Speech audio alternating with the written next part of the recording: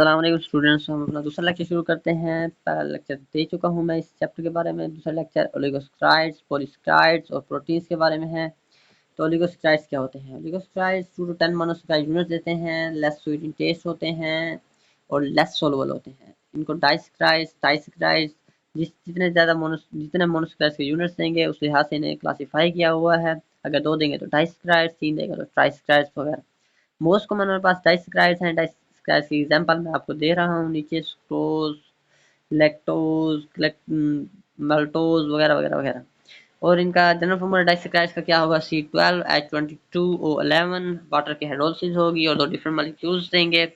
तो सुक्रोज के बारे में करते हैं। Sucrose it is commonly known as cane sugar. Cane sugar भी कहते हैं कि शुगर केन में पाया जाता है। Used to make sweet dishes. Sucrose common sugar है जो हम यूज करते हैं हाउसेज में, स्वीट डिशेस को बनाने के लिए इस्तेमाल होता है। It is known as transport disaccharides. क्यों? क्योंकि प्लांट्स में फूड जिस फॉर्म में ट्रांसपोर्ट की जाती है वो सुक्रोज होता है, इस वजह से इसे ट्रांसपोर्ट डाइसेकेराइड भी कहते हैं।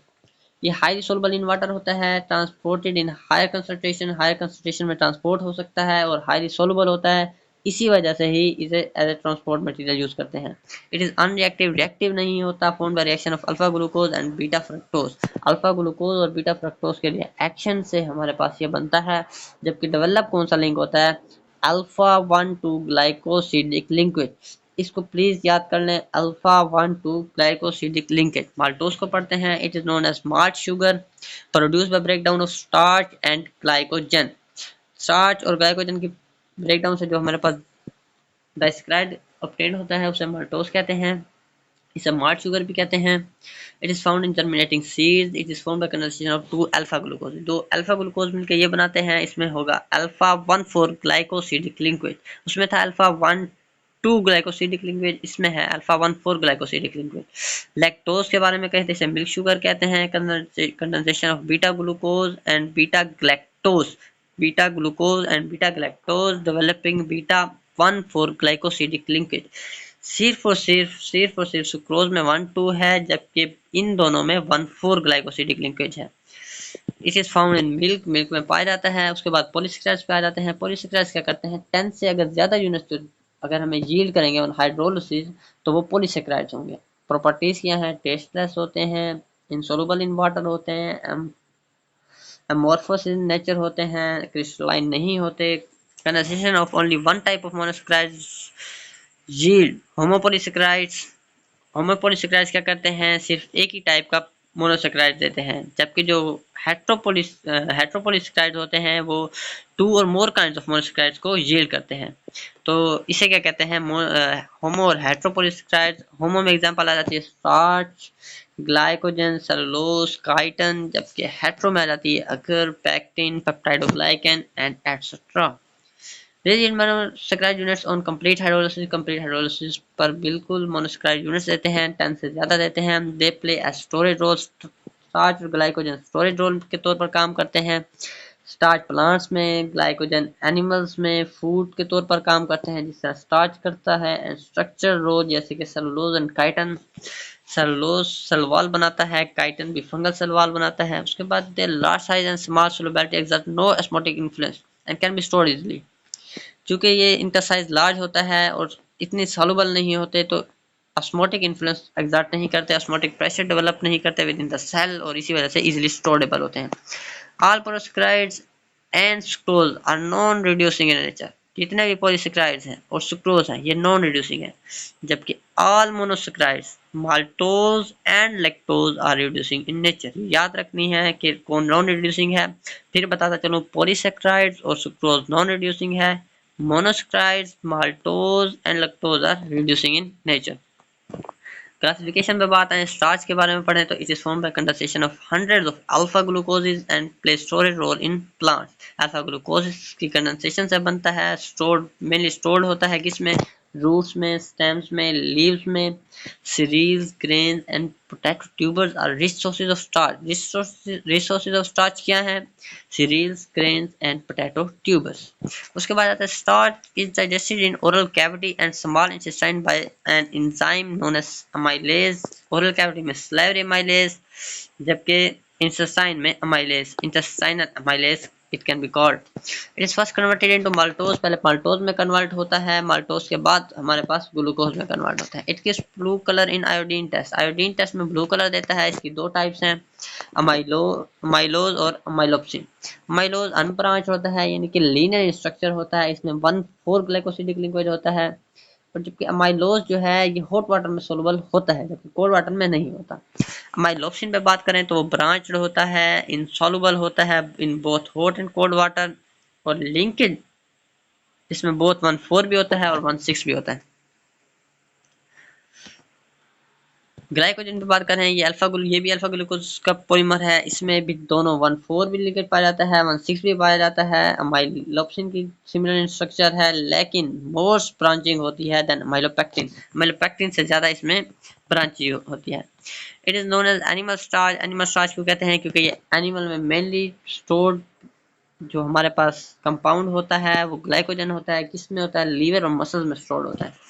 इस digestion is similar to starch. Starch के सिमिलर है और red colour in iodine test. Iodine test में रेड कलर देता है. सेलुलोज पे बात करें तो cellulose most abundant carbohydrate on earth. Most abundant carbohydrate earth पर यही है. कंडेंसेशन से, किसकी कंडेंसेशन से बनता है? बीटा ग्लूकोज की कंडेंसेशन से बनता है. उसके बाद आते हैं, ये स्ट्रक्चरल कार्बोहाइड्रेट है. पहले मैंने आपको बताया कि स्ट्रक्चर के तौर पर काम करता है. प्लांट सेल वॉल में पाया जाता है. Cotton and paper are the pure form of cellulose. Cotton की हमारी बुक में एग्जांपल दी गई है, मगर पेपर की नहीं दी गई, लेकिन कॉटन और पेपर दोनों सेलुलोज की प्योर फॉर्म है. It gives no colour with iodine. Iodine में कोई कलर नहीं देता. It has beta 1,4 linkage but shows more resemblance with amylose.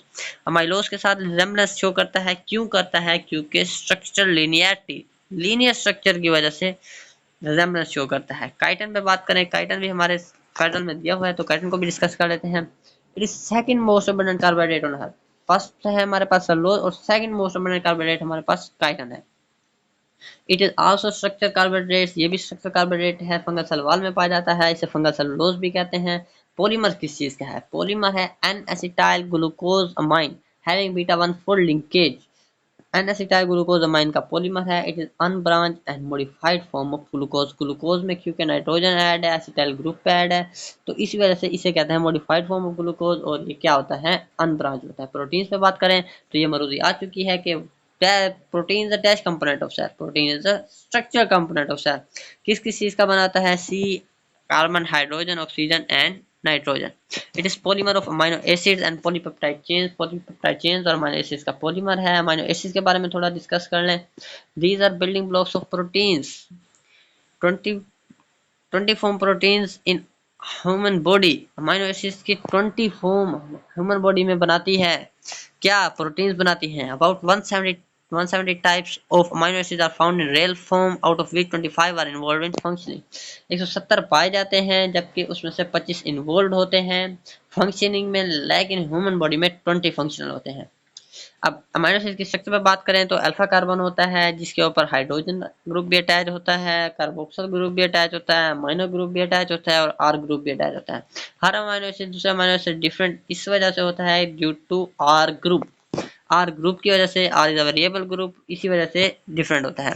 Glycine and alanine are simplest amino acid. Glycine में simple hydrogen होता है, जबकि एलानिन में हमारे पास मिथाइल ग्रुप अटैच हो जाता है. फिर इनकी नेचर क्या है? एम्फोटेरिक है. एसिड्स के तौर पर भी काम कर सकते हैं, बेसिस के तौर पर भी काम कर सकते हैं, क्योंकि एसिडिक ग्रुप भी है, बेसिक ग्रुप भी है. Proteins are most abundant organic compound are. ये हमें पता है कि मोस्ट अबंडेंट ऑर्गेनिक कंपाउंड है 15 और 18% बनाते हैं बैक्टीरियल और मेमेलियन सेल का respectively. Protein form 50% weight of dry cell. Dry cell का 50% वेट बनाते हैं. Most abundant protein in our body क्या है? हमारे पास इंपॉर्टेंट एमसीक्यूज है कि most abundant protein in our body is collagen. 25-35% approx बनाती है. Amino acids are linked through peptide linkage which is a CN linkage. Peptide linkage क्या है? पेप्टाइड लिंकेज जब एक अमीनो एसिड्स का एक अमीनो ग्रुप और दूसरे अमीनो एसिड्स का कार्बोक्सिल ग्रुप आपस में अटैच करते हैं तो वाटर मॉलिक्यूल रिलीज होता है, उससे एक लिंक डेवलप होता है जिसे सीएन लिंक कहते हैं, या उसे हम पेप्टाइड लिंकेज भी कहते हैं. Protein are synthesised by ribosomes. Ribosome में होता है कैसे कि डीएनए को एमआरएनए में कन्वर्ट किया जाता है, इसे कहते हैं ट्रांसक्रिप्शन. फिर एमआरएनए की ट्रांसलेशन होती है बाय राइबोसोम्स, और जो ट्रांसलेशन होती है, जो हमारे पास इंफॉर्मेशन होती है एमआरएनए पर, उसी के लिहाज से ही बिल्कुल प्रोटीन सिंथेसाइज होते हैं। Amino group of one amino acid and carboxyl group of another amino acid react to form peptide linkage releasing a water molecule. अब स्ट्रक्चर कंफर्मेशन आ जाती है। A linear polypeptide chain with a specific amino acid and specific sequence is called primary structure. Primary structure की तारीफ है, linear होती है, specific amino acid होते हैं, स्पेसिफिक सीक्वेंस होता है। उसके बाद it is shown by all protein, जितने भी प्रोटीन है, चाहे प्राइमरी हो, सेकेंडरी हो, टर्शियरी हो, कोई भी प्रोटीन हो, सिंथेसिस के वक्त वो प्राइमरी इन स्ट्रक्चर होती है। उसके बाद आता है हेलिकल और फ्लैटेंड शीट्स। हेलिकल में अल्फा हेलिक्स आ जाता है, फ्लैटेंड शीट्स में बीटा प्लेटेड शीट आ जाती है। और एस्टैब्लिश बाय हाइड्रोजन बॉन्डिंग, इनको हाइड्रोजन बॉन्डिंग से एस्टैब्लिश किया जाता है बिटवीन अपोजिट चार्ज ग्रुप्स, और इनको कहते हैं सेकेंडरी स्ट्रक्चर। सेकेंडरी स्ट्रक्चर में हाइड्रोजन बॉन्डिंग डेवलप होती हैं।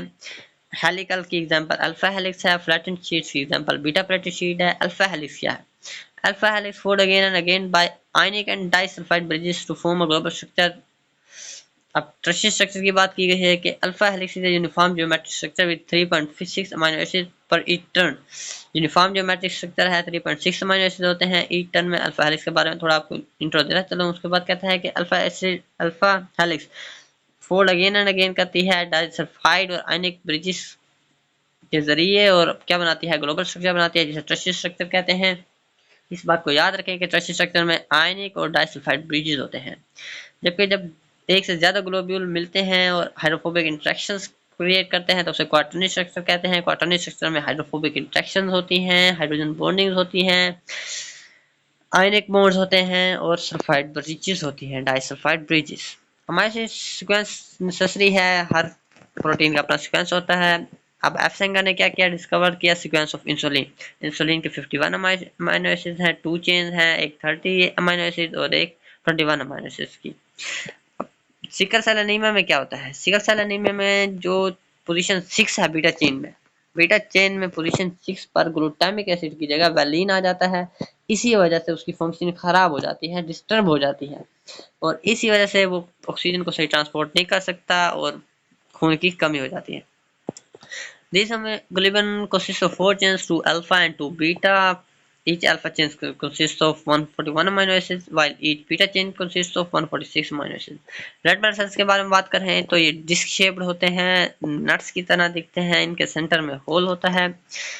जब म्यूटेशन होती है तो red blood sales sickle shape बन जाते हैं, यानी कि जब कोई भी चेंज आती है, जो पहले मैंने स्टडी किया है कि बीटा चेन में पोजीशन 6 पर ग्लूटामिक एसिड की जगह वैलिन आ जाता है, इसे भी म्यूटेशन कहेंगे क्योंकि चेंज हो गई है, चेंज अकर हुआ है। तो जब म्यूटेशन होती है तो red blood cells disc like से हमारे पास सिकल शेप बन जाते हैं। This cells block blood flow and cause pain. 10,000 proteins are found in our body. 10,000 protein हमारे बॉडी में पाई जाती हैं। Methionine is the first form amino acid in any sequence of protein. जब भी प्रोटीन हमारे पास ट्रांसलेट हो रही होती है, प्रोटीन सिंथेसाइज हो रही होती है, तो मेथिओनिन हमारे पास फर्स्ट फॉर्म अमीनो एसिड होता है। Glycine is optically inactive and symmetrical geometry. Symmetrical है, ऑप्टिकली इनएक्टिव है। Alpha helix is the most common geometric configuration with 3.6 amino acid in return. Phobia, phobia का क्या मतलब होता है? फेयर, डर, while philia means love. Some proteins are intermediate, fibrous भी होते हैं, ग्लोबल भी होते हैं, जैसा कि फाइब्रिनोजिन है, ये हमारे पास इनसोलुबल है, जबकि जो फाइब्रिन है वो सॉल्युबल है। अब फाइब्रिनोजिन को आप कौन सी नेचर का कहेंगे और फाइब्रिन को कौन सी नेचर कहेंगे? क्लासिफिकेशन करें तो दो स्ट्रक्चर और शेप पर होती है। पहले हम फाइबर प्रोटीन्स के बारे में बात कर लेते हैं। इट हैज फाइबर और filament like shape having secondary structure. Secondary structure में पाई जाती है, फाइबर और फिलामेंट लाइक शेप होती है, elastic in nature, insoluble and can not be crystallised. ये प्रॉपर्टीज याद करने, रट लें इनको, जितना अच्छे तरीके से याद करेंगे उतना अच्छा एग्जाम में परफॉर्म कर सकेंगे। मायोसिन मसल में पाए जाते हैं, केराटिन हेयर्स और नेल्स में पाए जाते हैं, कोलेजन कनेक्टिव टिश्यूज में, फाइब्रिन ब्लड क्लॉटिंग में इन्वॉल्व होती है, सिल्क वॉल्व में पाई जाती है, स्पाइडर वेब में पाई जाती है। अब फाइब्रिन आ गया। फाइब्रिन हमारे पास फाइब्रस प्रोटीन है, जबकि फाइब्रिनोजिन ग्लोबुलर प्रोटीन है, लेकिन दोनों को देखा जाए तो वो इंटरमीडिएट प्रोटीन है, जिसमें ग्लोबुलर स्ट्रक्चर भी है और हमारे पास फाइब्रस स्ट्रक्चर भी है। उसके बाद ग्लोबुलर प्रोटीन पे आते हैं, ये स्फेरिकल और ग्लोब लाइक शेप में होते हैं, इनमें टर्शियरी या क्वार्टरनी स्ट्रक्चर पाई जाती है। ये इनइलास्टिक इन नेचर होते हैं, सॉल्युबल इन वाटर होते हैं, and can be crystallized. Example में enzymes, hormones, antibodies, channel proteins and etcetera. अब रोल ऑफ प्रोटीन में आ जाए तो ये ऑल सेल फंक्शन में वर्चुअली इन्वॉल्व होते हैं। किसी जो भी सेल का फंक्शन इन्वॉल्व हो रहा हो, प्रोसेस हो रहा हो, उसमें ये क्या होंगे, इन्वॉल्व होंगे, proteins. Some proteins play structure role, some play functional और स्ट्रक्चर रोल में आ जाते हैं। कोलेजन मैंने पहले भी बताया कि मोस्ट इम्पोर्टेंट प्रोटीन है, ये बोन्स और कार्टिलेज की मैट्रिक्स में पाई जाती है। इलास्टिन, इलास्टिन कहाँ पाई जाती है, ये कनेक्टिव टिश्यूज में पाई जाती है, उनको सपोर्ट करती है, जैसे कि टेंडन्स एंड लिगामेंट्स हैं। टेंडन्स मसल्स और बोन्स को जॉइंट करते हैं, जबकि ligaments bone two point joining में अहम किरदार अदा करते हैं। केराटिन, केराटिन क्या करते हैं, protecting cover such as hairs, nails, feathers and horns. Histone के बारे में बताएं तो डीएनए को क्रोमोसोम में अरेंज करने के लिए हिस्टोन प्रोटीन्स का किरदार होता है। ये हमारे पास है स्ट्रक्चर प्रोटीन। फंक्शनल रोल पर बात करें तो enzymes, enzymes control metabolism and speed up chemical reaction. Enzymes के बारे में पूरा चैप्टर है, इंशाल्लाह डिटेल में डिस्कस करेंगे। Hormones play role in regulation of metabolism, secondary में डिस्कस करेंगे हार्मोन्स के बारे में, लेकिन बताता चलूं कि मेटाबॉलिज्म को रेगुलेट हार्मोन्स करते हैं, जबकि मेटाबॉलिज्म को कंट्रोल एंजाइम्स करते हैं। उसके बाद आ जाता है एंटीबॉडीज। एंटीबॉडीज प्रोवाइडेड बाय डब्ल्यूबीसीज यानी कि white blood cells and provide immunity. ये भी प्रोटीन इन नेचर होते हैं। हीमोग्लोबिन प्रोटीन है, रेड ब्लड सेल्स से प्रोड्यूस होती है और इन्वॉल्व होती है transportivity of oxygen mainly and CO2 को भी सम एक्सटेंट तक ट्रांसपोर्ट करती है। फाइब्रिनोजिन, फाइब्रिनोजिन के बारे में बताते हैं कि fibrinogen is found in blood plasma. ये फंक्शनल रोल अदा करता है, involve in blood clotting. Ovalbumin is found in egg white, white egg में जो प्रोटीन होती है उसे ओवल ब्यूमेन कहते हैं, जबकि जो सीजिन है वे मिल्क बेस्ड प्रोटीन है। दोनों का किरदार अमीनो एसिड्स की स्टोरेज के तौर पर होता है। सीजन जो मिल्क बेस्ड है या ओवल ब्यूमेन जो एग व्हाइट में पाई जाती है, दोनों का किरदार अमीनो एसिड्स की स्टोरेज में होता है। तो हमारा लेक्चर खत्म हुआ है। इंशाल्लाह अगले लेक्चर पार्ट सी के साथ मिलेंगे, जो कि हमारा बायोलॉजिकल कोर्स का लास्ट लेक्चर होगा। अल्लाह हाफिज।